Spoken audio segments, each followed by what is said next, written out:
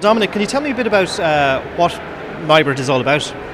Well, NIBRT really supports the biopharma manufacturing industry in Ireland and also globally, but primarily NIBRT was set up originally in order to attract foreign direct investment into Ireland.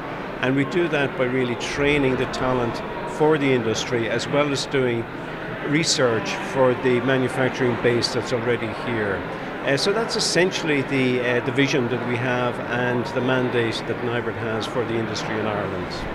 And in terms of the actual skills and the jobs of the future, I mean, it strikes me as a kind of a very visionary step to kind of preempt what the industry wants and make sure then you have the people for what the industry needs. In terms of the kind of jobs of the future and the kind of engineering roles, how do we better make sure that, Irish people are in schools and in the education system are geared towards these opportunities?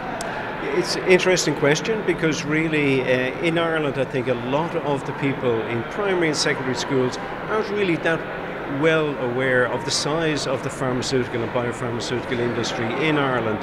So really the outreach through schools, through teachers is really important so that when people come to college they're going to do the STEM subjects, the science-based subjects, which are really the entry subjects into biopharma manufacturing.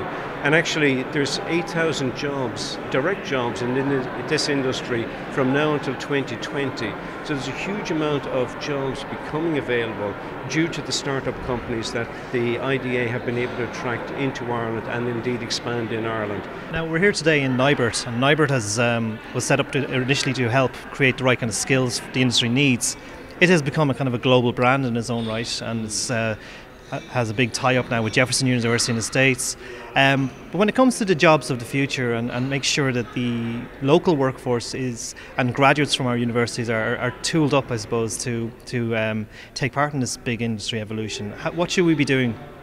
We should be obviously investing more in the education of science, technology, engineering, and maths, or STEM as it's referred to.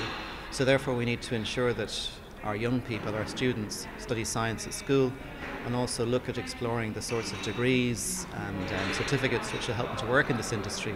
So it's chemistry, physics, biotechnology, biochemistry, digital technologies, so on and so forth. So by acquiring those sorts of skills, they'll be able to work in this industry, and there'll be plenty of opportunities. The amount of investment we've seen recently has given us a huge talent opportunity. So I think Ireland is well placed to take advantage of that. And for those who are interested in science, there certainly are jobs.